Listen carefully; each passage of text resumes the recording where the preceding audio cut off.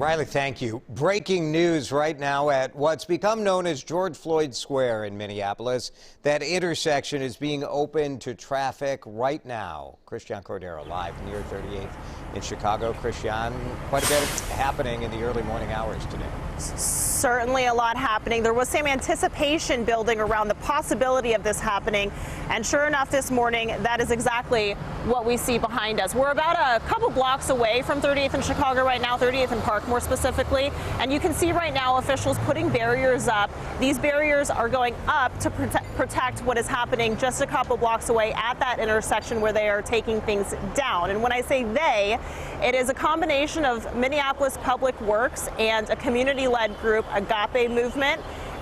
Public Works is doing, as you can see, a lot of the heavy lifting, and then Agape is doing a lot of the de-escalating because there have been so many people at that intersection who have been protecting it throughout the past year plus, and protecting it, right, because if you've been following this story, and particularly as it is manifested here at 38th in Chicago, you know that it has become a little bit of a, well, it's really evolved, right? At first it was a little bit of a sacred ground, if you will, where people came to reflect, and then the problems that have become more prevalent in particularly the past several months and last summer was that this turned into a much more volatile intersection. And so that is a lot of the concern here as they start moving things around at that intersection itself. I walked down there and there's that big monument with the fist sculpture. There are flower beds around it. Those are the things that are going to be taken down in order for traffic to continue.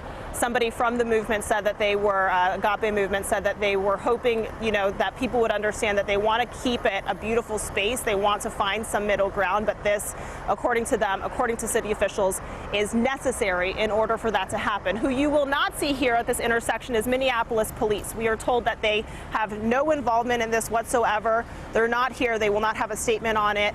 It is Public Works. It is Agape Movement. Jason. Christiane, we know there has been quite a bit of debate among the city council and the mayor on how to reopen this intersection, what sort of memorial to maintain, how to have the traffic configured. Do we have any indication as to what they decided or what they're doing here?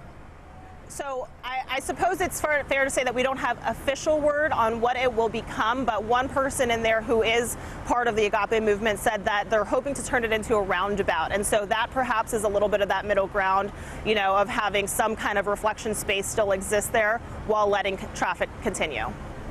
Okay, lots to continue to follow as people wake up, learn the news, perhaps come to that area and express their thoughts on it. But the partnership happening right now between a community group and the city of Minneapolis Public Works. Christiane, thank you.